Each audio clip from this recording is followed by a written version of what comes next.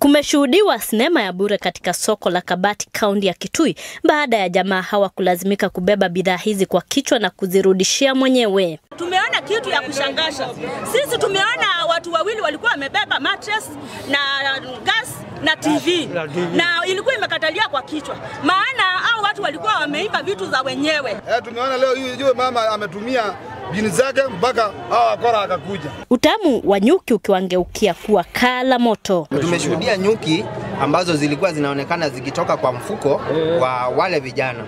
Wezi hao waliimba mali hiyo wiki iliyopita, na mwenyewe alipopiga ripoti kwa polisi akusaidika, hali ambayo limlazimisha kutafuta ujuzi wa daktari huyu wa kienyeji. Wakazi wamewaonya watu wenye tabia za wizi kubadilisha mienendo wasijapata aibu kama hii. Kwa hivyo kuimba sio kuzuri, afadhali mtu atumie jasho ya Hiyo funzo ni mzuri sana, sababu hakuna mtu atachukua kitu. Utakuwa ukijua siku moja utasungushwa tu Kabati vile hao watu wamesungushwa na aibu kubwa ikawapata.